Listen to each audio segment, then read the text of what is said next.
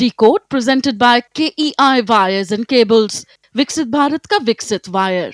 Co-powered by Mongia Steel, steel का बादशाह. Punjab national bank, भरोसे का प्रतीक. In association with JK Smart Tire. Save fuel, stay safe. PIMR Indore joins India's elite universities, bringing global top 20 standards. Doctor ortho Ayurvedic oil एवं capsule अब दर्द भी घुटने टेकेगा. मुल्तानी पश्मीना, अपने हक का खाओ, सब कुछ पचाओ. सभी पशुपालकों की पसंद, देश का नंबर 1 कपिला पशु आहार. सूर्या है तो भरोसा है. Prakash Surya steel tubes and pipes.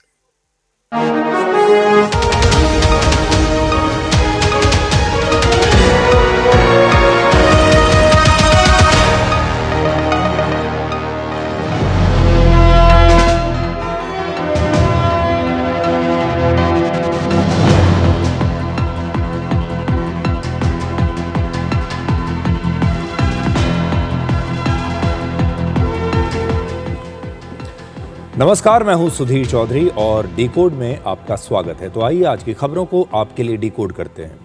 पिछले 24 घंटों से सोशल मीडिया पर सोनम वांगचुक को बचाने की मुहिम चल रही है। कहा जा रहा है कि उनकी तबीयत बहुत खराब हो गई है। सोनम वांगचुक भारतीय कॉकरोच पार्टी की मांगों को लेकर पिछले 17 दिनों से भूख हड़ताल पर बैठे हैं और अब उनकी हालत बिगड़ती जा रही है। आज हम आपको बताएंगे कि कैसे भारतीय कॉकरोच पार्टी के अध्यक्ष अभिजीत दीपके ही वो एकमात्र व्यक्ति हैं जो सोनम वांगचुक की जान बचा सकते हैं और इस पर जारी राजनीति को खत्म कर सकते हैं। आज अमेरिका के अखबार द न्यूयॉर्क टाइम्स ने ईरान के बारे में एक बहुत बड़ा खुलासा किया है। इस अखबार के मुताबिक ईरान के पूर्व राष्ट्रपति महमूद अहमदीनेजाद इजराइल की खुफिया एजेंसी मोसाद के एजेंट हो सकते हैं। इजराइल इस साल ईरान में सत्ता परिवर्तन के बाद उन्हें वहां का राष्ट्रपति बनाना चाहता था। अब ईरान की सेना को इस प्लान का पता चल गया और उन्होंने अपने ही पूर्व राष्ट्रपति को हाउस अरेस्ट कर लिया है। ये एक ऐसी खबर है जो आपको हैरान कर देगी। और आखिर में आज सुप्रीम कोर्ट ने स्टैंड अप कॉमेडियन समय रैना पर 3 लाख रुपए का जुर्माना लगाया है और कहा है कि उन्होंने अदालत के आदेश का उल्लंघन किया है। समय रैना पर यह जुर्माना उनके एक कॉमेडी शो में की गई आपत्तिजनक टिप्पणी पर विवाद के बाद लगाया गया। आज सुप्रीम कोर्ट ने कहा कि समय रैना जैसे कॉमेडियंस खुद को यूथ आइकॉन घोषित कर रहे हैं। आज हम आपको बताएंगे कि कैसे समय रैना जैसे स्टैंड अप कॉमेडियंस भारत के भविष्य के लिए एक खतरा हो सकते हैं। अगर आप उनके कंटेंट को देखेंगे तो आप खुद समझ जाएंगे। लेकिन आज सबसे पहले हम पुणे में केतन अग्रवाल की मां का एक भावुक पत्र पढ़ना चाहते हैं जो उन्होंने प्रधानमंत्री मोदी को लिखा है और वो पत्र आज मैं अपने साथ लेकर आया हूं। उन्होंने लिखा है कि वो सिर्फ एक मां है और वो किसी तरह की सहानुभूति या कोई विशेष मदद नहीं मांग रही। वो सिर्फ अपने बेटे के लिए न्याय चाहती हैं। उन्हें यह डर है कि कहीं उनके बेटे केतन अग्रवाल की हत्या की जांच भी सिर्फ एक और कानूनी मामला बनकर न रह जाए। उन्होंने लिखा है कि केतन वापस नहीं आ सकता, लेकिन उसकी जान लेने के लिए जो लोग जिम्मेदार हैं उन्हें सबसे कड़ी सजा मिलनी ही चाहिए। ये उनका पत्र है। लेकिन आज एक मां ने देश के प्रधानमंत्री को जो पत्र लिखा है वो मैं आपको पढ़कर सुनाना चाहता हूं। उन्होंने लिखा है, like every mother I dreamed of watching Ketan build a beautiful life, get married and grow old with us.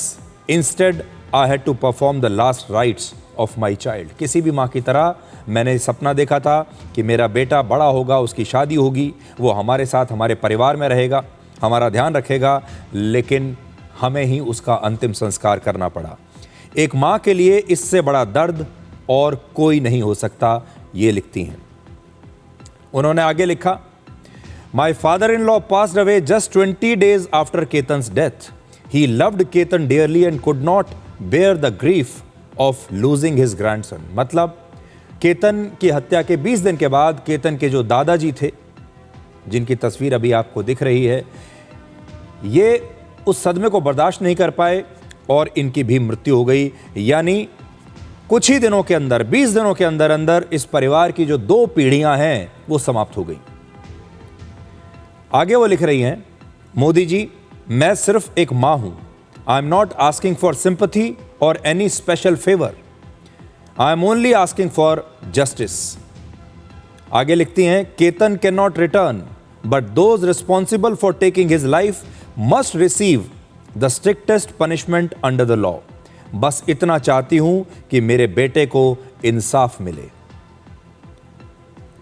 फिर उन्होंने आगे लिखा है, with folded hands I humbly request you to kindly ensure that my son's case receives the attention it deserves and that justice is delivered without unnecessary delay. Please do not let Ketan become just another case file. He was someone's son, someone's grandson, someone's brother, but to me वो मेरी पूरी दुनिया था। ये माँ लिख रही हैं, मेरी तो पूरी दुनिया वही था। Every night I look at his photograph and say, बेटा माँ अभी तेरे लिए लड़ रही है।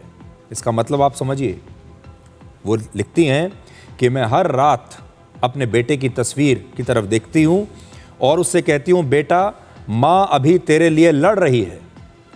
I only pray that one day I can tell him, बेटा तुझे इंसाफ मिल गया।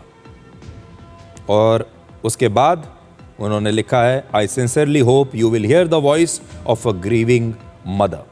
ये राखी अग्रवाल जो केतन अग्रवाल की मां हैं, उन्होंने एक भावुक चिट्ठी लिखी है प्रधानमंत्री मोदी को, और उनके मन में जो डर है वो यही है कि थोड़े दिन तक तो मीडिया भी इस केस को उछालेगा, देश के लोग इसके बारे में बात करेंगे और थोड़े दिन के बाद ये एक और कानूनी मामला बन जाएगा। जैसे हमारे देश के अदालतों में लाखों कानूनी मामले, लाखों कानूनी केस ऐसे ही वेटिंग लिस्ट में पड़े हुए हैं, जहां पर फैसला आने में 10-10 साल लग जाते हैं, 15-20 साल लग जाते हैं। कहीं ऐसा ना हो कि केतन अग्रवाल का ये केस भी ऐसे ही एक लंबी लाइन में आकर एक कानूनी मुकदमे की तरह खड़ा हो जाए और फिर इंसाफ लेने में, इंसाफ मिलने में वर्षों लग जाएं। ये उनकी मां चाहती है कि केतन इतना तो डिजर्व करता है कि उसे इंसाफ मिलना चाहिए। केतन की मां जो कह रही हैं वो बात सही है। आमतौर पर ऐसे केस थोड़े दिन तक लाइमलाइट में रहते हैं, अखबारों में हेडलाइन बनते हैं, मीडिया में, न्यूज़ चैनल्स में लगातार उन पर रिपोर्टिंग होती है और फिर थोड़े दिन के बाद लोग भूल जाते हैं और फिर ये किसी भी आम केस की तरह अदालतों में पेंडिंग लंबी लंबी लाइन में लग जाते हैं। आपको याद होगा, आपको मैं एक एग्जाम्पल बताता हूँ। वर्ष 2022 में आफ्ताब पूनावाला ने अपनी ही गर्लफ्रेंड और अपनी ही पार्टनर श्रद्धा वॉकर की हत्या कर दी थी। याद कीजिए, श्रद्धा वॉकर हत्याकांड 2022 का मामला है, अब लगभग 4 साल बीत चुके हैं। उस जमाने में यह भी बहुत बड़ी हेडलाइन बना था। कई हफ्तों तक लोग देश में इसके बारे में बात करते रहे थे क्योंकि इस आफ्ताब पूनावाला ने अपनी गर्लफ्रेंड श्रद्धा वॉकर के टुकड़े टुकड़े कर दिए थे, हत्या कर दी थी। लेकिन आज शायद आपको याद भी नहीं होगा कि इस केस में क्या चल रहा है। अब इस केस के बारे में लेटेस्ट खबर यह है कि इस केस में एक सुनवाई टाल दी गई सिर्फ इसलिए क्योंकि आरोपी आफ्ताब पूनावाला को मास्टर्स यानी एमए की परीक्षा देनी है। यानी आरोपी इस ट्रायल में डिले की पूरी कोशिश कर रहा है। आरोपी की पूरी कोशिश है कि वो लगातार जो हियरिंग हो रही हैं उन्हें रोकता रहे। और इस बार आरोपी क्या कहता है कि मैं तो पढ़ाई कर रहा हूं, मैं मास्टर्स कर रहा हूं, इसलिए मैं इस केस की सुनवाई में नहीं आ सकता। और अदालत ने भी इस केस की जो सुनवाई है उसे टाल दिया अगली सुनवाई तक। असल में हमारा जस्टिस सिस्टम ऐसा ही है कि जिसकी जान चली गई उसके परिवार को वर्षों तक न्याय के लिए इंतजार करना पड़ता है, लड़ाई लड़नी पड़ती है। जबकि जो आरोपी है, जो हत्यारा है, पूरी दुनिया जानती है कि वो हत्यारा है, उसके हर अधिकार की रक्षा की जाती है, उसकी हर सुविधा का ध्यान रखा जाता है, उसके ह्यूमन राइट्स की बात हर जगह की जाती है। लेकिन श्रद्धा वॉकर जिसको मार दिया, उसके ह्यूमन राइट्स, उसके परिवार का दर्द, उसके बारे में कोई बात नहीं करता।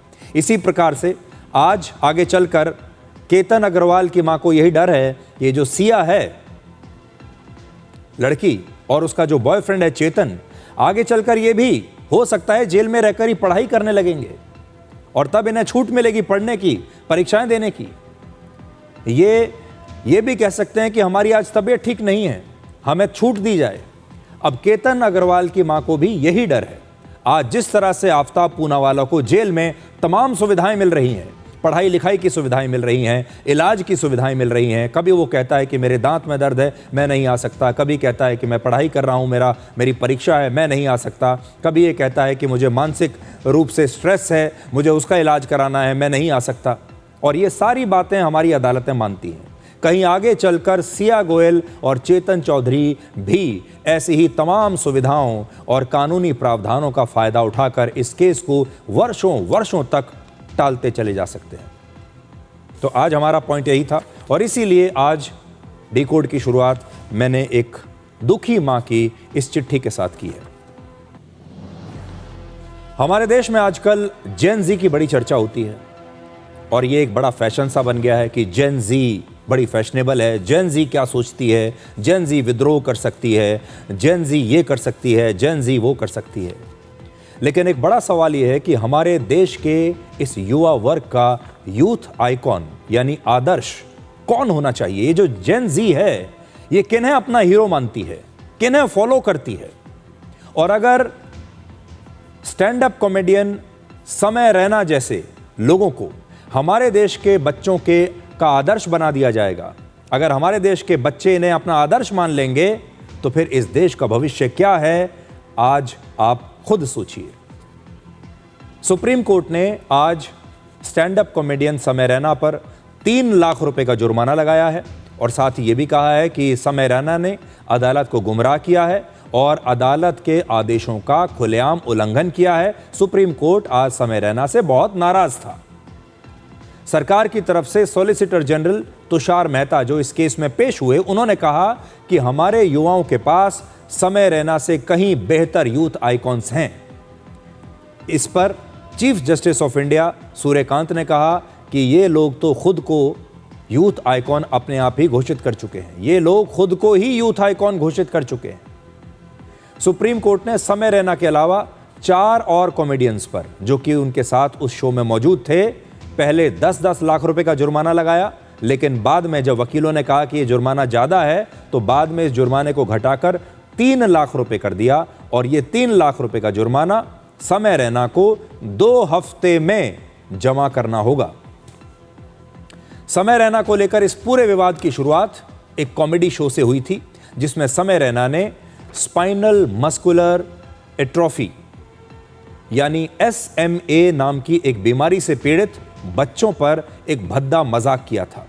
आप लोग भूल गए होंगे, लेकिन मैं आपको आज याद दिलाना चाहता हूं जिससे आपको पता चलेगा कि इस प्रकार के जो लोग हैं इनकी सोच क्या है।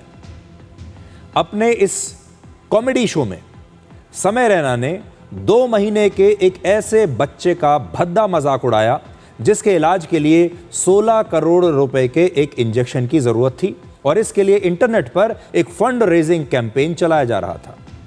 समय रैना इस बच्चे पर चीप कॉमेडी करते हुए ऑडियंस में बैठी एक महिला से पूछता है कि अगर आप इस बच्चे की मां होती और आपके बैंक अकाउंट में 16 करोड़ रुपए आ जाते तो क्या आप ये सोचकर इस पैसे को रख नहीं लेंगी अपने पास कि महंगाई बहुत बढ़ गई है और ये बच्चा तो अभी सिर्फ 2 ही महीने का है।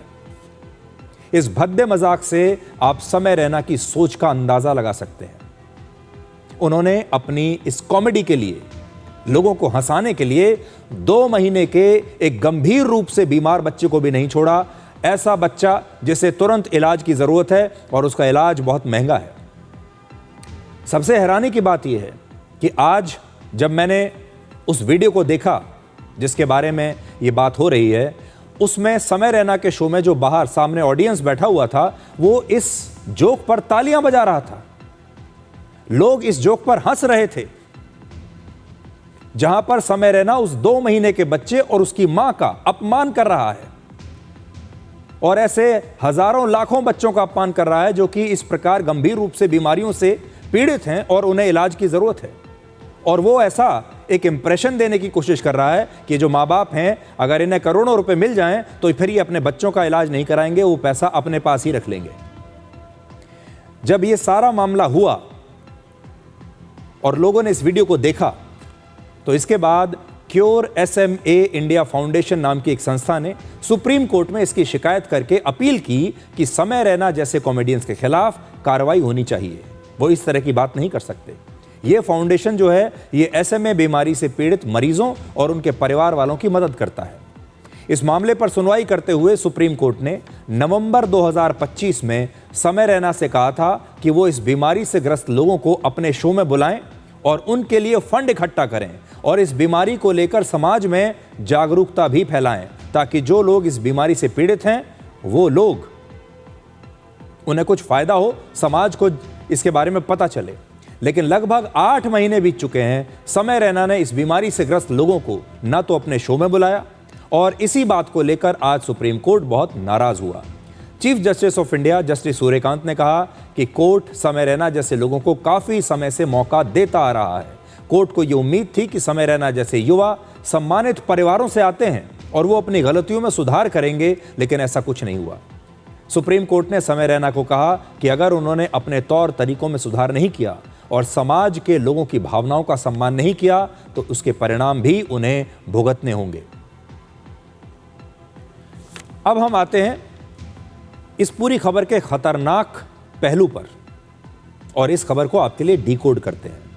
यह खबर वैसे तो ऐसी नहीं है कि इसे नेशनल टीवी पर हम आपको दिखाएं, लेकिन इस खबर का जो असर है वो ऐसा है जो हमारे देश के भविष्य को प्रभावित करता है। इसलिए आज इस खबर का असली मतलब लोगों के लिए समझना बहुत आवश्यक है। अब देखिए, समय रैना जो मैंने आपको बताया किस प्रकार के शो करता है, अश्लील कॉमेडी करता है, आपत्तिजनक टिप्पणियां अपने शो में करता है, लोगों की भावनाओं का ध्यान नहीं रखता है। इस समय YouTube पर समय रैना के लगभग 1 करोड़ सब्सक्राइबर्स हैं और Instagram पर लगभग 1 करोड़ 11 लाख फॉलोअर्स हैं। मतलब लोकप्रियता में कोई कमी नहीं है।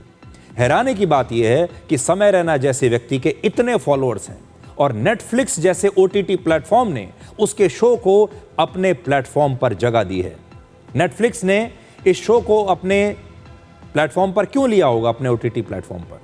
क्योंकि नेटफ्लिक्स के मैनेजमेंट को लगता होगा कि इस व्यक्ति को भारत के लोग देख रहे हैं, भारत का युवा इस व्यक्ति को फॉलो करता है, शायद इसे अपना यूथ आइकॉन मानता है, और हम इस प्रकार के एक अश्लील कॉमेडियन को अगर नेटफ्लिक्स पर अपना एक शो देते हैं यहाँ पर, तो हमारी व्यूअरशिप बढ़ेगी, हमारा बिजनेस बढ़ेगा। आज हम भारत के युवाओं से कहना चाहते हैं कि भारत में और भी बहुत सारे ऐसे लोग हैं जो इस देश के लिए बहुत अच्छा काम कर रहे हैं, समाज के लिए बहुत अच्छा काम कर रहे हैं। अगर आपको अपना आदर्श बनाना ही है, अपना हीरो किसी को बनाना है, तो ऐसे लोगों को चुनिए।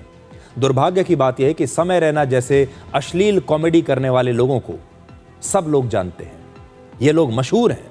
लेकिन अगर मैं आपसे पूछूं कि ऑपरेशन सिंदूर के दौरान हमारे शहीद हुए सैनिकों का नाम बताइए, तो शायद आपको एक का भी नाम याद नहीं होगा। इसीलिए आप अपने हीरोज को सोच समझ कर चुनिए। वैसे समय रैना जैसे कॉमेडियन इस तरह की सस्ती और अश्लील कॉमेडी करके आजकल करोड़ों रुपए कमा रहे हैं। नेटफ्लिक्स जैसे OTT प्लेटफॉर्म उन्हें शो दे रहे हैं और ऐसे लोगों पर 3 लाख रुपए का जुर्माना असल में कोई मायने नहीं रखता। 3 लाख रुपए का उसे कोई फर्क नहीं पड़ता। बड़ी बात यह है कि सुप्रीम कोर्ट ने जुर्माना लगाया है। 3 लाख रुपए तो इसके लिए मामूली सी बात है। हालांकि बहुत से लोग अब ये कहते हैं कि समय रैना के कॉमेडी शोज आजकल पहले के मुकाबले काफी साफ सुथरे हो गए हैं। अब वो पहले की तरह अश्लील कॉमेडी नहीं करते और अब उनके शोज में पहले जैसी अश्लीलता और फूहड़पन दिखाई नहीं देता। लेकिन लोग इसी को मिस कर रहे हैं। यहां पर खास बात यह है कि समय रैना जैसे जो कॉमेडियंस हैं, उनका USP ही उनकी अश्लीलता और फूहड़पन है और लोग यही सुनने के लिए उनके शोज देखते हैं। इसीलिए ये अश्लीलता और फूहड़पन ही इस तरह के कॉमेडियंस का बिजनेस मॉडल है।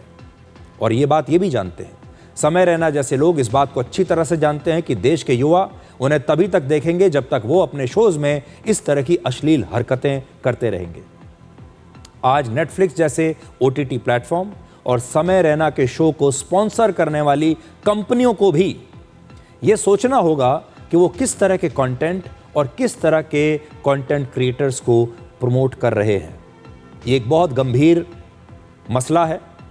देश के माता पिता और देश के युवाओं को इसके बारे में जरूर सोचना चाहिए।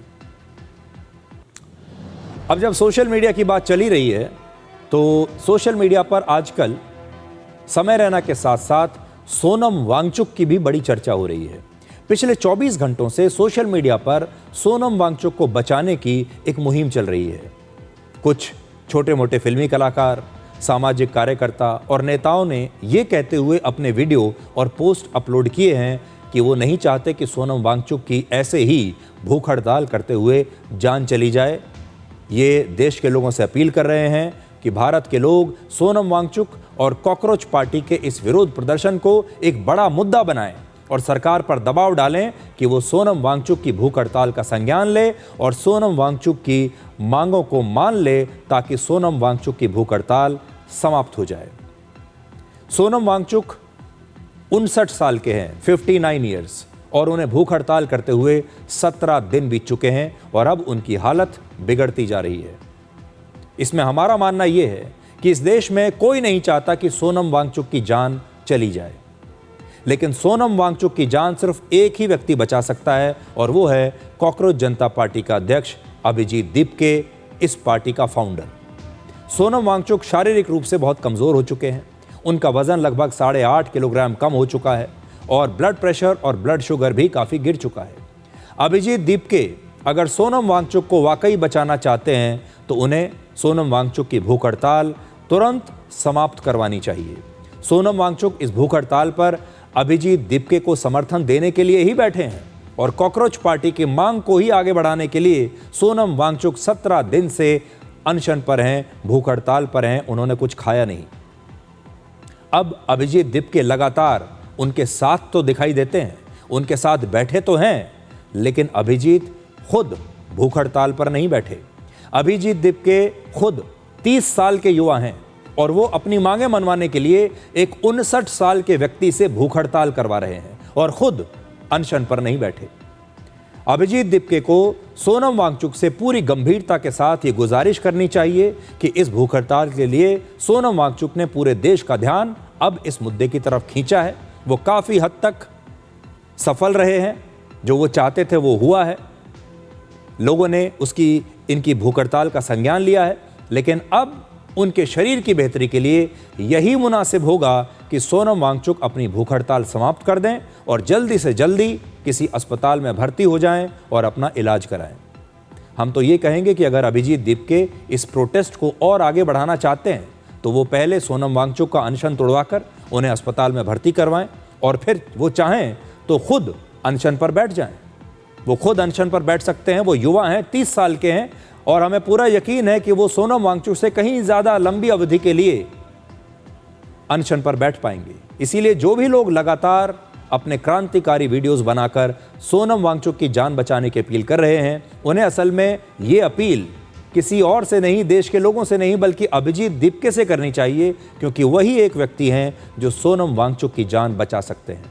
इस पूरे प्रकरण से ऐसा लगता है कि जान किसी और की जा रही है और राजनीति किसी और की चमक रही है। आज की सबसे बड़ी अंतर्राष्ट्रीय खबर आपके लिए यह है कि अमेरिका ने लगातार तीसरे दिन ईरान पर जबरदस्त हमला किया है और ईरान युद्ध में हमले कम होने के बजाय अब और बढ़ते ही जा रहे हैं। अमेरिका की सेना ने ईरान के शहरों पर 5 घंटे तक एयर स्ट्राइक्स की हैं और ईरान के बंदर अब्बास और चाबहार जैसे कई सैन्य ठिकानों पर हमला किया है। सबसे पहले आप इस हमले की ताज़ा तस्वीरें देखिए।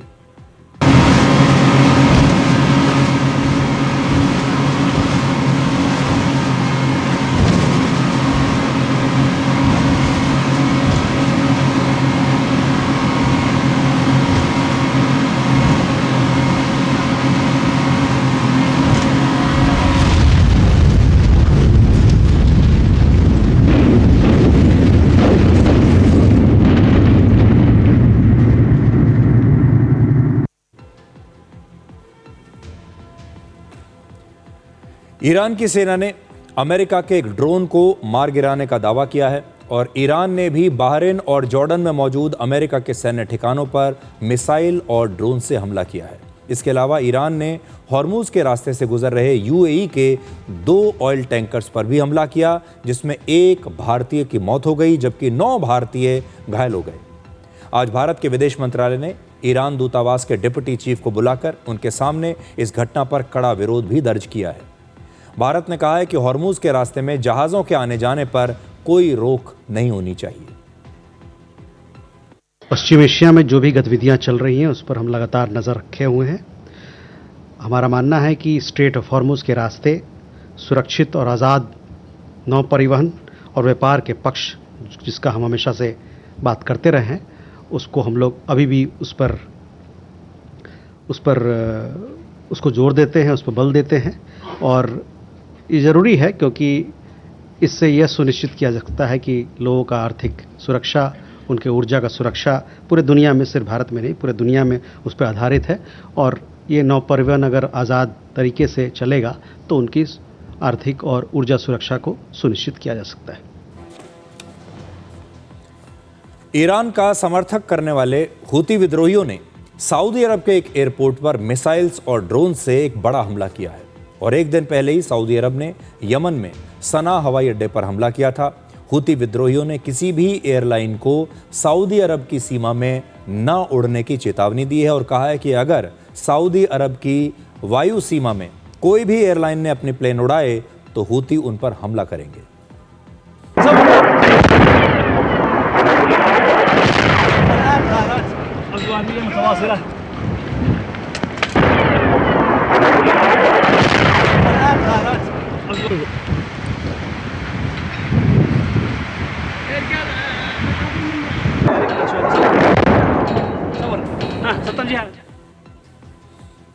तेरह जुलाई को यमन में हूती समर्थकों ने ईरान के पक्ष में एक बहुत बड़ी रैली भी निकाली, जिसकी तस्वीरें आप इस समय देख रहे हैं।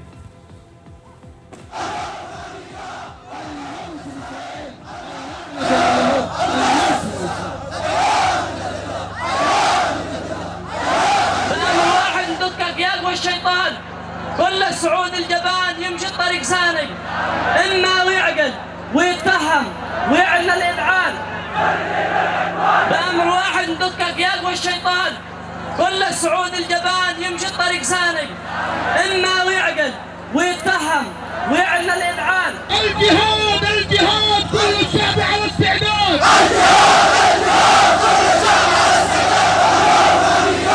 الموت لإسرائيل اللعنة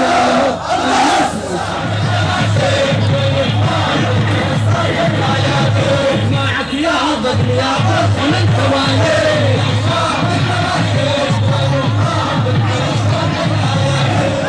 بهذا العنوان فتح على نفسه السعودي غضب اليمنيين الذي كمن هو ابناء على جبريل والسعوديه مخلوق الدوائر ما تدور العدوان بالعدوان والخزي يلحل في الشيطان وسيأتيك الرد الأعظم المطار بالمطار. तो अब इस युद्ध में ईरान की तरफ से यमन के ये हूती विद्रोही भी कूद पड़े हैं और ये भी अब लगातार हमले कर रहे हैं। सऊदी अरब के ऊपर इन्होंने हमला किया है और यमन में ईरान के पक्ष में ये कितनी बड़ी रैली निकाली गई है ये भी आप देख सकते हैं। अब एक ऐसी खबर जो आपको बहुत चौंका देगी। अगर ये खबर सही है तो ये बहुत ही चौंकाने वाली खबर है। क्या आप ये कल्पना कर सकते हैं कि किसी देश का पूर्व राष्ट्रपति अपने ही दुश्मन देश का एजेंट बन जाए? ये कहानी ईरान के पूर्व राष्ट्रपति महमूद अहमदीनेजाद की है। अमेरिका के एक बहुत बड़े अखबार द न्यूयॉर्क टाइम्स ने दावा किया है कि 69 साल के महमूद अहमदीनेजाद को इजराइल ने अपने जासूस की तरह इस्तेमाल किया। अहमदीनेजाद वर्ष 2005 से 2013 तक ईरान के राष्ट्रपति थे और उस दौरान वो ईरान के सबसे कट्टर नेताओं में गिने जाते थे। जब वो राष्ट्रपति थे तो वो अक्सर इजराइल के खिलाफ बड़े बड़े बयान दिया करते थे, इजराइल को अपना सबसे बड़ा दुश्मन बताते थे और उन्हीं के शासनकाल में ईरान ने अपना यूरेनियम प्रोग्राम शुरू किया था, जिसके बाद दुनिया के कई देशों को ये शक हुआ कि ईरान परमाणु हथियार बनाने की कोशिश कर रहा है। यानी आप कह सकते हैं कि ईरान ने जो अपना परमाणु कार्यक्रम शुरू किया वो इन्हीं अहमदी निजाद के समय में किया। उस समय ऐसा लगता था कि उन्हें इजराइल से सबसे ज़्यादा नफरत है, लेकिन ईरान के इस पूर्व राष्ट्रपति अहमदी निजाद को लेकर अब सबसे बड़ा ट्विस्ट आया है कि वही राष्ट्रपति पद से हटने के बाद से इजराइल की खुफिया एजेंसी मोसाद के लिए काम कर रहे थे, यानी वो मोसाद के एजेंट बन गए। और इजराइल ने ये प्लान बनाया कि इसी ईरान युद्ध के दौरान अली खामनेई को सत्ता से हटाने के बाद पूर्व राष्ट्रपति अहमदी निजाद को ही ईरान की सत्ता दोबारा से सौंप दी जाए, क्योंकि यही अहमदी निजाद हमारा आदमी है। इजराइल को ये लगा कि ये हमारा आदमी है, ये हमारा एजेंट है, तो हम जब सत्ता में परिवर्तन करेंगे तो इसी को ईरान का राष्ट्रपति बनवा देंगे ताकि ईरान हमारे साथ पूरी तरह से अलाइन हो जाए। न्यूयॉर्क टाइम्स का दावा है कि अहमदी निजाद इजराइल को मान्यता भी दे सकते थे आगे चलकर, और यही कारण है कि इजराइल ये चाहता था कि ईरान में सत्ता परिवर्तन हो, खामनेई की सत्ता चली जाए और हम अपने आदमी को दोबारा सत्ता में बैठा दें। वर्ष 2013 में अहमदी निजाद ईरान के राष्ट्रपति पद से हट गए थे। इसके बाद उन्होंने ईरान में 3 बार राष्ट्रपति के लिए चुनाव लड़ने की कोशिश की, लेकिन उन्हें चुनाव नहीं लड़ने दिया गया और हर बार ईरान के पूर्व सुप्रीम लीडर अली खामनेई ने उनके चुनाव लड़ने पर रोक लगा दी। हो सकता है कि उन्हें कुछ शक हो गया हो। द न्यूयॉर्क टाइम्स का दावा है कि अहमदी निजाद को ऐसा लगने लगा कि वो ईरान के मौजूदा सिस्टम में अब दोबारा कभी राष्ट्रपति नहीं बन पाएंगे, और इजराइल की खुफिया एजेंसी मोसाद ने उनकी इसी कमजोरी का फायदा उठाया, उनकी इसी एम्बिशन का, राष्ट्रपति बनने की जो इच्छा थी, इसका फायदा उठाया। द न्यूयॉर्क टाइम्स ने दावा किया है कि मोसाद ने अहमदी निजाद से कई बार गुप्त मुलाकातें की और उनकी विदेश यात्राओं और विदेशों में रहने का खर्च भी उठाया। उन्हें पर्यावरण पर होने वाले एक सम्मेलन और सेमिनार्स के बहाने मुलाकात के लिए विदेश बुलाया जाता था। तो सोचिए, लोगों को लगता था कि अहमदी निजाद जो हैं वो क्लाइमेट चेंज पर बात करने के लिए किसी सम्मेलन में जा रहे हैं, पर्यावरण पर बात करने के लिए विदेशों में जा रहे हैं, लेकिन असल में वहाँ पर्यावरण की बात नहीं हो रही थी, वहाँ बात हो रही थी कि कैसे इजराइल ईरान में सत्ता का परिवर्तन करे। सबसे दिलचस्प बात यह है कि मोसाद की ये प्लानिंग खत्म होने के साथ ही ईरान युद्ध शुरू हो गया। ईरान की सेना IRGC को भी ये शक हो गया था कि अहमदी निजाद मोसाद के संपर्क में है और इसीलिए उन्हें नज़रबंद कर दिया गया। अब उन्हें नज़रबंद कर दिया गया है। इजराइल की योजना थी कि IRGC की कड़ी निगरानी में रह रहे अहमदी निजाद को वहाँ से निकाल लिया जाए और उन्हें भविष्य के नेता के रूप में पेश किया जाए, और इसके लिए 28 फरवरी को इजराइल ने उसी जगह पर हमला भी किया जहां पर अहमदी निजाद को नज़रबंद करके रखा गया था। हमले के तुरंत बाद मोसाद के एजेंट उन्हें वहां से निकालकर ईरान में ही एक और सेफ हाउस में ले गए, और इससे आप ये अंदाज़ा लगा सकते हैं कि ईरान में मोसाद का नेटवर्क कितना मजबूत है। फिलहाल अहमदी निजाद नज़रबंद है। भले ही ईरान में सत्ता परिवर्तन की मोसाद की प्लानिंग सफल नहीं हो पाई हो, लेकिन इससे ये पता चलता है कि मोसाद क्यों इस दुनिया की सबसे खतरनाक खुफिया एजेंसी मानी जाती है। मोसाद किसी देश में अपना एजेंट बनाने में दशकों तक मेहनत करती है ताकि समय आने पर उसका इस्तेमाल किया जा सके। और आप मोसाद के काम करने का ये तरीका देखिए कि उन्होंने एक देश के पूर्व राष्ट्रपति को ही तोड़ लिया और अपने नेटवर्क में शामिल कर दिया, और उस पूर्व राष्ट्रपति को लालच ये दिया कि तुम हमारे लिए काम करो, ईरान में जो मौजूदा सत्ता है इसे हटाने में हमारी मदद करो, और हम बाद में तुम्ही को वहाँ का राष्ट्रपति बना देंगे। ये दावा न्यूयॉर्क टाइम्स अखबार ने किया है, और अगर ये दावा सही है, हम कह नहीं सकते अभी तो, क्योंकि ईरान ने इसके बारे में कोई औपचारिक बयान नहीं दिया है, लेकिन अगर ये दावा सही है, ये खबर सही है, तो आप सोच लीजिए ये कितनी बड़ी खबर है। और ईरान के अंदर ही एक टाइम बॉम्ब बैठा हुआ था उनके एक पूर्व राष्ट्रपति के रूप में, जो ईरान के खिलाफ मोसाद के साथ मिलकर काम कर रहा था। ईरान के बाद अब बात करते हैं पाकिस्तान के आतंकवादी हाफिज सईद की। आज की एक बड़ी खबर यह है कि पहलगाम आतंकी हमले को लेकर लश्कर तैयबा के चीफ और पाकिस्तानी आतंकवादी हाफिज सईद के खिलाफ जम्मू की स्पेशल NIA कोर्ट ने एक गैर जमानती वारंट जारी कर दिया है। अदालत ने कहा है कि इस मामले की पूरी और निष्पक्ष जांच तभी संभव है जब हाफिज सईद को गिरफ्तार करके उससे पूछताछ की जाए। अदालत ने 8 जुलाई को ही आदेश जारी किया था और आज ये जानकारी सार्वजनिक की गई। पिछले वर्ष 22 अप्रैल को आतंकवादियों ने जम्मू कश्मीर के पहलगाम में उनका धर्म पूछकर 26 लोगों की हत्या की थी। आपको याद होगा, भारत इसे भूल नहीं सकता। 6 जुलाई को NIA ने अपनी सप्लीमेंट्री चार्जशीट में हाफिज सईद को भी इस हमले का मास्टरमाइंड बताया। इस समय हाफिज सईद पाकिस्तान में कहीं छिपा हुआ है और वो पाकिस्तान के ही पंजाब प्रांत के सरगोदा शहर का रहने वाला है। इसलिए भारत सरकार की सबसे बड़ी चुनौती हाफिज सईद को पाकिस्तान से भारत लाने की होगी। हमें यह सुनिश्चित करना होगा कि हाफिज सईद भारत की जेल में आए। हाफिज सईद के खिलाफ गैर जमानती वारंट जारी करना इसी प्रक्रिया का एक पहला चरण है। इसके बाद भारत औपचारिक रूप से पाकिस्तान से हाफिज सईद की गिरफ्तारी और उसके प्रत्यर्पण का अनुरोध करेगा। पाकिस्तान से हाफिज सईद के भारत आने की संभावना वैसे तो ना के बराबर है।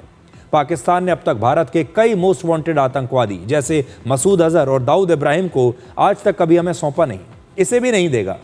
इसके बाद NIA हाफिज सईद को एक भगौड़ा घोषित करने की प्रक्रिया शुरू करेगा। लेकिन वर्ष 2024 में लागू हुए नए कानून के बाद अब हाफिज सईद को भारत लाए बगैर ही उसके खिलाफ भारत की अदालत में मुकदमा चलाया जा सकता है और इसे कहते हैं ट्रायल इन एब्सेंशिया। भारतीय नागरिक सुरक्षा संहिता यानी BNSS के मुताबिक अगर कोई आरोपी जानबूझकर अदालत के सामने पेश नहीं होता या वो भगौड़ा है या उसे लाने की सभी कानूनी कोशिशें नाकाम हो चुकी हों तो अदालत उसकी गैर मौजूदगी में भी उस पर मुकदमा चला सकती है। आज़ाद भारत के इतिहास में ऐसा पहली बार होगा जब इस कानून के तहत किसी आतंकवादी की गैर मौजूदगी में भारत की एक अदालत में उसके खिलाफ मुकदमा चलेगा। इस दौरान NIA अपने सबूत पेश करेगा, गवाहों के बयान दर्ज किए जाएंगे और आखिर में अदालत इस मामले में अपना फैसला सुना सकती है। हाफिज सईद पहलगाम आतंकी हमले का मास्टरमाइंड है। उसने पाकिस्तान में बैठकर इस हमले की पूरी प्लानिंग की थी और इसको सुपरवाइज भी किया था। हाफिज सईद ने लश्कर तैयबा के एक आतंकवादी साजिद जट की मदद से पहलगाम आतंकी हमले को कंट्रोल किया था और साजिद जट भी इस समय पाकिस्तान में ही कहीं छिपा हुआ है। ये उसकी तस्वीर है। हाफिज सईद के आदेश पर ही 3 पाकिस्तानी आतंकवादियों ने पहलगाम में धर्म पूछकर 26 लोगों की हत्या की थी। TRF ने पहले इस हमले की जिम्मेदारी ली और TRF असल में कोई अलग आतंकी संगठन नहीं बल्कि लश्कर तैयबा की ही एक नई दुकान है। यह पहली बार नहीं है जब हाफिज सईद ने भारत में कोई आतंकवादी हमला करवाया हो। हाफिज सईद ने वर्ष 2008 में मुंबई पर 26/11 का आतंकवादी हमला करवाया था। 2017 में जम्मू कश्मीर में आतंकवाद और अलगाववाद को बढ़ावा देने के लिए फंडिंग की। 2000 में दिल्ली के लाल किले पर हुए आतंकवादी हमले की साजिश भी उसी ने रची थी। 2008 में उत्तर प्रदेश के रामपुर और 2015 में जम्मू कश्मीर के उधमपुर में भी जो हमला हुआ वो इसी ने करवाया था। हाफिज सईद को भारत, अमेरिका और संयुक्त राष्ट्र पहले ही ग्लोबल टेररिस्ट घोषित कर चुके हैं। कुल मिलाकर भारत सरकार ने ऐसा कानूनी रास्ता बना दिया है जिससे किसी आरोपी की गैर मौजूदगी में भी मुकदमा चलाकर उसे सजा दी जा सकती है और हो सकता है कि भारत की अदालत उसे सजा-ए-मौत दे दे। अब पाकिस्तान में बैठा कोई आतंकवादी सिर्फ इसलिए कानून से नहीं बच पाएगा क्योंकि वो भारत में नहीं है और पाकिस्तान में जाकर छिप गया है। पाकिस्तान अगर आतंकवाद को वाकई खत्म करना चाहता है तो वहां की सरकार को हाफिज सईद, मसूद अजहर और दाऊद इब्राहिम जैसे आतंकियों को भारत को सौंप देना चाहिए।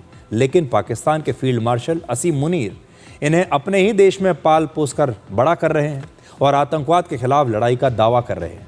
अब असीम मुनीर का नया आरोप यह है कि अफगानिस्तान जो कुछ भी इस समय कर रहा है पाकिस्तान के खिलाफ वो सब कुछ भारत के इशारे पर कर रहा है। यानी वो ये आरोप लगा रहे हैं कि अब भारत और अफगानिस्तान मिल गए हैं और ये मिलकर पाकिस्तान के खिलाफ साजिश रच रहे हैं। अफगानिस्तान से पाकिस्तान का सिर्फ एक मुतालबा है कि वह हिंदुस्तान की ईमा पर फितना अल ख्वारिज और फितना अल हिंदुस्तान की पुष्पनाही बंद करे और अपनी सरजमीन पर दहशत गर्दी के मुराकज़ और अमाज गाहों का मुकम्मल खात्मा करे। दुनिया में कुछ आविष्कार ऐसे होते हैं जो सिर्फ टेक्नोलॉजी नहीं बदलते बल्कि पूरी अर्थव्यवस्था को बदल देते हैं। जिस प्रकार से हम सोचते हैं, काम करते हैं, हमारी सोच को ही बदल देते हैं। याद कीजिए, स्टीम इंजन ने यही किया था, इंटरनेट ने भी यही किया, और अब यही काम रीयूजेबल रॉकेट्स यानी बार बार इस्तेमाल होने वाले रॉकेट्स कर रहे हैं। और ये टेक्नोलॉजी की दुनिया में लेटेस्ट चीज़ है। आज अंतरिक्ष की दौड़ इस बात की नहीं है कि कौन कितने शक्तिशाली रॉकेट्स बना सकता है। आज दौड़ इस बात की चल रही है कि कौन अपने रॉकेट को वापस अंतरिक्ष से पृथ्वी पर ला सकता है और बार बार उसे एक ही रॉकेट को अंतरिक्ष में भेज सकता है। यही अंतरिक्ष की नई अर्थव्यवस्था का सबसे बड़ा नियम बन चुका है। वर्ष 2017 में इसरो ने एक ही PSLV से 104 सैटेलाइट्स लॉन्च करके एक रिकॉर्ड बनाया था। लेकिन इसके 4 साल बाद इलॉन मस्क की कंपनी SpaceX ने फैल्कन 9 नाम के रॉकेट से 143 सैटेलाइट्स लॉन्च कर दिए। लेकिन असली कहानी अभी भी ये नहीं है। असली कहानी उस टेक्नोलॉजी की है जिसने रॉकेट लॉन्च करने का पूरा गणित ही बदल दिया। अब तक हर रॉकेट सिर्फ एक बार उड़ता था और फिर उसका सबसे महंगा हिस्सा समुद्र में गिरकर नष्ट हो जाता था। हर बार हमें नया रॉकेट लाना पड़ता था और इसीलिए ये काम बड़ा महंगा होता था। कल्पना कीजिए, अगर हर उड़ान के बाद एयरलाइंस अपने प्लेन को कबाड़ में फेंक दें और अगली उड़ान के लिए हर बार नया विमान खरीदना पड़े, तो क्या हवाई यात्रा कभी सस्ती हो सकती है? यही काम अंतरिक्ष का जो उद्योग है ये दशकों तक करता रहा कि हर बार नया रॉकेट इस्तेमाल होता था। रॉकेट एक बार ऊपर जाता था और उसके बाद नष्ट हो जाता था। इसके बाद एक सवाल पूछा गया कि अगर हवाई जहाज वापस आ सकता है, लैंड कर सकता है और फिर टेक ऑफ कर सकता है, तो क्या रॉकेट भी वापस लैंड करके दोबारा टेक ऑफ नहीं कर सकता? और इसी आइडिया के साथ शुरू हुई रीयूजेबल रॉकेट की कहानी। किसी भी रॉकेट का सबसे महंगा हिस्सा उसका फर्स्ट स्टेज बूस्टर होता है। अगर वही हिस्सा सुरक्षित वापस पृथ्वी पर उतर आए और दोबारा इस्तेमाल हो जाए तो लॉन्च करने की जो लागत है वो बहुत कम हो जाती है। और यही SpaceX की सबसे बड़ी ताकत है और यही वजह है कि आज वो दुनिया की सैटेलाइट लॉन्च इंडस्ट्री का सबसे बड़ा खिलाड़ी बन गया है। औसतन हर दूसरे दिन SpaceX का एक रॉकेट अंतरिक्ष में जाता है। अब पूरी दुनिया उसी रास्ते पर चल रही है। अमेरिका की ब्लू ओरिजिन इसी टेक्नोलॉजी पर आधारित अपना नया रॉकेट का निर्माण कर रही है। चीन ने भी हाल ही में अपने लॉन्ग मार्च 10B रीयूजेबल रॉकेट का सफल परीक्षण अभी हाल ही में किया है। इसके एक दिन के बाद 11 जुलाई को जापान ने भी ऐसे ही रीयूजेबल रॉकेट का पहला परीक्षण किया। यह रॉकेट लगभग 3 मंजिला इमारत की ऊंचाई तक आसमान में गया और फिर इसने सफल लैंडिंग भी की। यूरोप के एरियन ग्रुप अपने थेमिस रीयूजेबल लॉन्च व्हीकल पर भी बहुत तेजी से काम कर रहे हैं।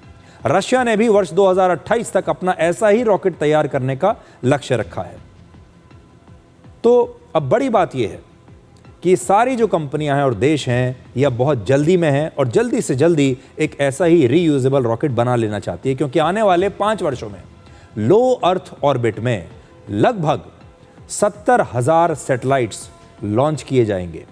इनमें से लगभग 53,000 अकेले चीन के सैटेलाइट होंगे। यानी अंतरिक्ष अब सिर्फ विज्ञान का विषय नहीं रहा, यह एक बहुत बड़ा बिजनेस, बहुत बड़ा कारोबार बन चुका है। आज सैटेलाइट लॉन्च करने का वैश्विक बाजार लगभग 1,71,000 करोड़ रुपए का है और हर साल लगभग 10% की दर से यह बढ़ भी रहा है। कल यही सैटेलाइट आपके इंटरनेट, आपकी कार, आपके मोबाइल फोन, आपके बैंक, आपके ड्रोन, आपकी खेतीबाड़ी, आपकी सुरक्षा का आधार बनेंगे। यानी भविष्य की अर्थव्यवस्था की नींव अंतरिक्ष में अभी रखी जा रही है। भविष्य में जब आपकी जो स्मार्ट कार हैं ये भी कहां से कंट्रोल होंगी? यहीं से कंट्रोल होंगी। जो ड्राइवरलेस कार हैं वो कहां से कंट्रोल होंगी? वो भी यहीं से कंट्रोल होंगी, अंतरिक्ष से। और उस अंतरिक्ष तक पहुंचने का सबसे सस्ता रास्ता है ये रीयूजेबल रॉकेट। और यही वजह है कि अब सिर्फ अंतरिक्ष एजेंसियां ही नहीं, जो प्राइवेट कंपनियां हैं वो इस दौड़ में उतर चुकी हैं। जापान की होंडा जैसी गाड़ियां बनाने वाली कंपनी अपना रीयूजेबल रॉकेट बना रही है और उसने इसका सफलतापूर्वक टेस्ट भी कर लिया। इसलिए रीयूजेबल रॉकेट केवल एक नई टेक्नोलॉजी नहीं, यह अंतरिक्ष का एक नया बिजनेस मॉडल है। और मैंने जो आपको बताया कि होंडा जो कंपनी है जापान की, वो तो गाड़ियां बनाती है, वो अपना रीयूजेबल रॉकेट क्यों बना रही है? क्योंकि उसे अपने सैटेलाइट लॉन्च करने हैं। होंडा चाहता है कि उसकी जो स्मार्ट कार हैं उन्हें ऑपरेट करने के लिए उनके अपने सैटेलाइट होने चाहिए। वो इनका कंट्रोल किसी दूसरे सैटेलाइट को आउटसोर्स नहीं करना चाहते। और भविष्य में आप देखिएगा, अगर आपका स्मार्टफोन, आपकी स्मार्ट कार, आपका स्मार्ट टीवी या कोई भी जो आपका स्मार्ट गैजेट है, अगर वो किसी दूसरे देश या किसी दूसरी प्राइवेट कंपनी के सैटेलाइट द्वारा संचालित है, तो इसका मतलब यह है कि उसका कंट्रोल आपके हाथ में कभी नहीं आएगा। और वो गाड़ियां, वो गैजेट, वो फ़ोन कभी भी हैक हो सकते हैं। और इसीलिए होंडा ने पहली बार ये कोशिश की कि वो अपना रॉकेट लाएगा, अपने सैटेलाइट लॉन्च करेगा, जिसकी वजह से उसकी सारी स्मार्ट कारों का जो कंट्रोल है वो उसके हाथ में रहे। इतिहास हमें बताता है कि हर क्रांति किसी नई खोज से नहीं आती। कई बार क्रांति तब आती है जब कोई पुरानी चीज़ को इतना सस्ता और इतना आसान बना दिया जाए कि पूरी दुनिया उसे अपनाने लगे। रीयूजेबल रॉकेट्स वही बदलाव ला रहे हैं। हो सकता है कि आने वाले वर्षों में रॉकेट भी हवाई जहाज़ की तरह नियमित रूप से ऐसे ही उड़ें, वापस लैंड करें और फिर से उड़ना शुरू कर दें। और जब ऐसा होगा तब अंतरिक्ष केवल वैज्ञानिकों की प्रयोगशाला नहीं रहेगा, वो दुनिया की अगली सबसे बड़ी अर्थव्यवस्था बन चुका होगा। तो ये है एक नई टेक्नोलॉजी आपके लिए। 距离1小时15分。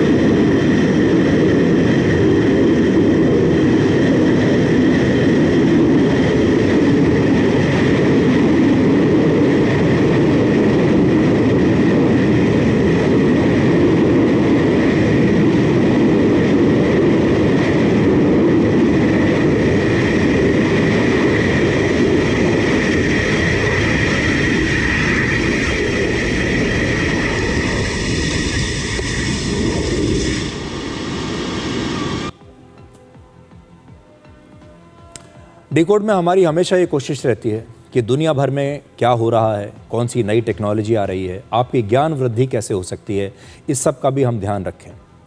अब आपको हांगकांग के रेस्टोरेंट्स और कैफ़ेज़ में एक नए बदलाव की तस्वीर दिखाते हैं। वहाँ पर रेस्टोरेंट्स के बाहर अब कुछ इस तरह के पोस्टर्स लगे हैं जिन पर लिखा है dogs are welcome, dogs may enter permitted food premises. मतलब कि अब वहाँ के जो होटल्स हैं, रेस्टोरेंट्स हैं, कैफ़ेज़ हैं, वहाँ पर आप अपना पेट डॉग लेकर जा सकते हैं। पेट डॉग्स का प्रवेश अब वहाँ पर उसकी इजाज़त दे दी गई है।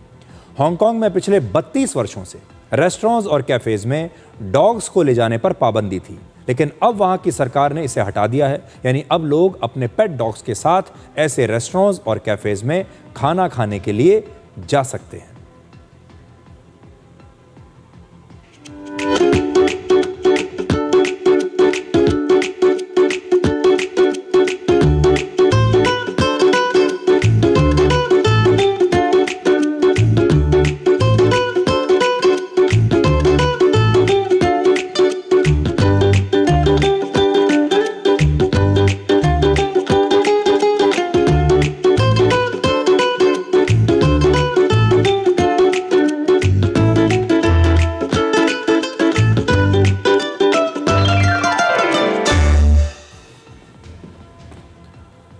हमारे देश में जो पेट लवर्स हैं, डॉग लवर्स हैं, उन्हें ये तस्वीरें बड़ी अच्छी लगी होंगी, लेकिन कहानी अभी बाकी है।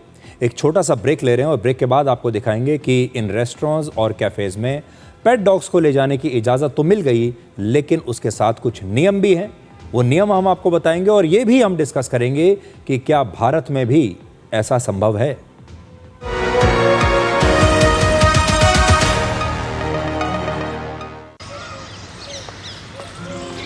नंदिका, क्या हुआ? शॉर्ट सर्किट हो गया।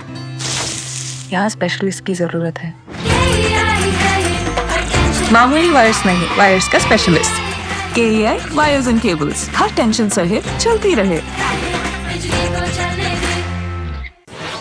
Keeping your money safe is important, but money was never meant to stop there. PNB Triumph brings savings, demat and trading together in one integrated account, helping your money move beyond saving and towards growth. Don't let your money get comfortable. जब हिंदुस्तान मिले हिंदुस्तान से, देश का tyre, JK tyre. PIMR Indore joins India's elite universities, bringing global top 20 standards at a 32 years academic legacy. Learn to lead, high quality education in management, commerce and law. Table के ऊपर जब भी खाते हैं दबा के खाते हैं। ये भाई साहब सब पचा देते, पर दिक्कत तो उन्हें आती है जो टेबल के नीचे से खा। मुल्तानी पश्मीना, अपने हक का खाओ, सब कुछ पचाओ। अरे कब से समझा रही हूँ, फिर भी आशीर्वाद की क्वालिटी है हाय, फिर मेरा बजट है टाइट। अरे बैग के बाहर QR कोड स्कैन करो, बैग के अंदर यूनिक कोड पाओ और 80 रुपए का कैश बैग ले जाओ। आशीर्वाद शुद्ध चक्की आटा, कैश बैग और क्वालिटी का वादा, लिख के ले लो।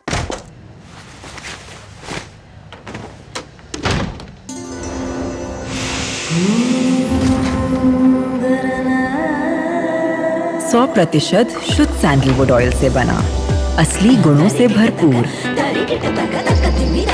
और खुशबू ऐसी जो दे एक खास एहसास।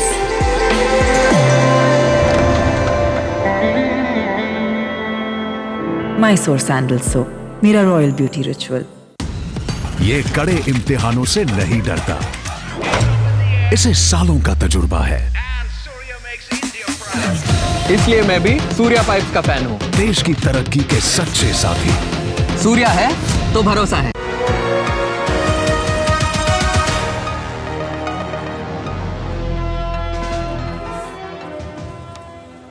ब्रेक से पहले हम आपको हांगकांग की एक कहानी सुना रहे थे। हांगकांग की जनसंख्या लगभग 75 लाख है और लगभग 28 लाख वहाँ पर परिवार रहते हैं। इनमें से 2,40,000 परिवारों में लगभग 4 लाख पेट डॉग्स और कैट्स हैं, बिल्लियाँ हैं।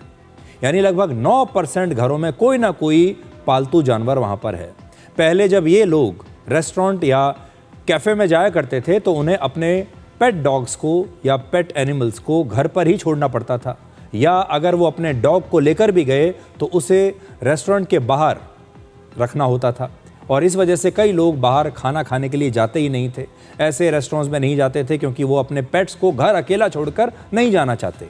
इसीलिए हांगकांग में वर्ष 1994 से जो नियम लागू था उसे अब बदल कर नया नियम लागू किया गया है और अब 940 से ज़्यादा रेस्टोरेंट्स और रेस्टोरेंट्स ने खुद को पेट फ्रेंडली बना लिया है।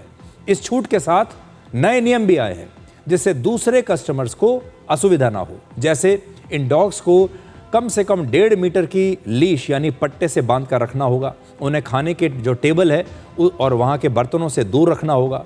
डॉग्स को रेस्टोरेंट में बनने वाला खाना भी नहीं खिलाया जा सकता और ना ही रेस्टोरेंट उनके लिए अलग खाना बनाएगा, लेकिन खाने के लिए उनका अलग पैकेज्ड फूड उन्हें दिया जा सकता है। अगर कोई डॉग आक्रामक व्यवहार करता है तो उसे बाहर निकाल दिया जाएगा। और अब हांगकांग में कई लोग अपने पेट डॉग्स को खास ट्रेनिंग दिलवा रहे हैं।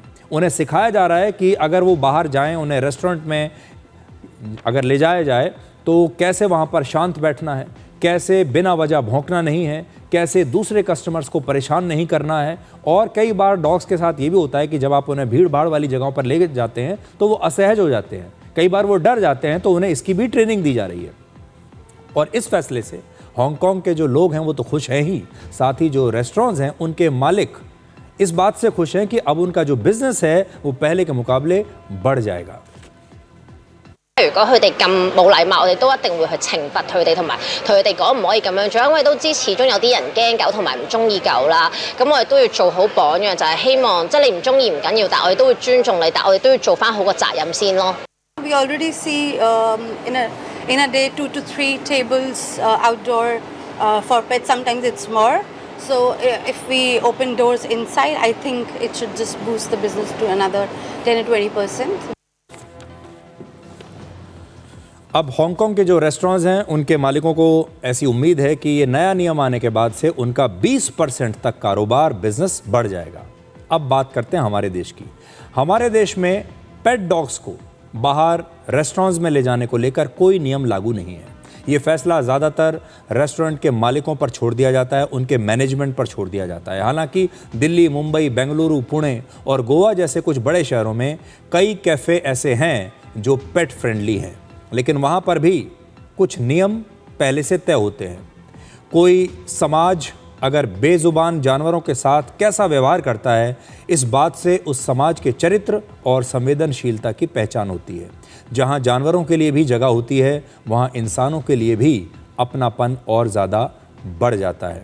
इसलिए हांगकांग ने इसकी शुरुआत कर दी है। हांगकांग एक पेट फ्रेंडली सोसाइटी बना रहा है और हम तो ये कहेंगे कि भारत में भी हमें एक पेट फ्रेंडली सोसाइटी बनानी चाहिए।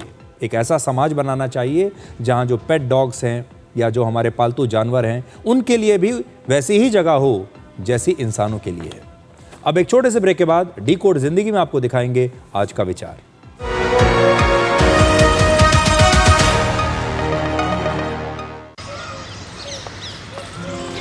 नंदिका, क्या हुआ? शॉर्ट सर्किट हो गया। यहाँ स्पेशलिस्ट की जरूरत है। मामूली वायर्स नहीं, वायर्स का specialist. KEI wires and cables, her tension सहे चलती रहे। इस देश की हर माँ, बच्चे, बूढ़े, जवान, खिलाड़ी, डॉक्टर, इंजीनियर, सबको गाय भैंस की दूध की शक्ति पर भरोसा है। पर जब इन पशुओं को कपिला पशु आहार मिलेगा, तभी तो दूध सिर्फ ज्यादा ही नहीं, शक्ति से भरपूर भी होगा। कपिला पशु आहार, देश का नंबर 1 पशु आहार। PIMR Indore joins India's elite universities, bringing global top 20 standards at a 32 years academic legacy.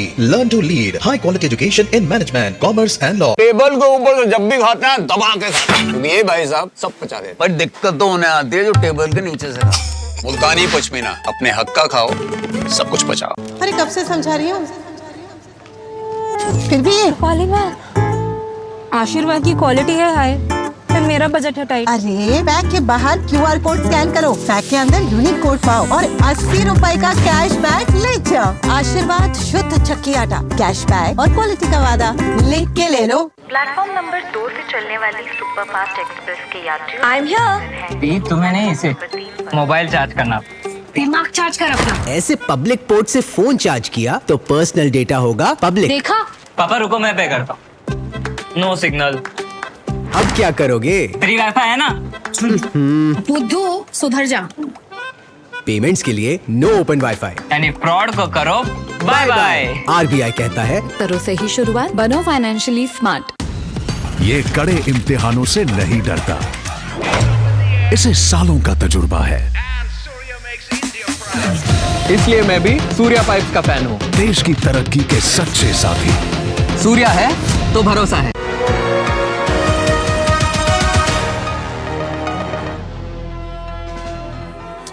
तो आज के लिए डिकोड में इतना ही। अब आपसे हमारी अगली मुलाकात होगी कल रात 9 बजे। तब तक आप खुश रहिए, सुरक्षित रहिए, स्वस्थ रहिए।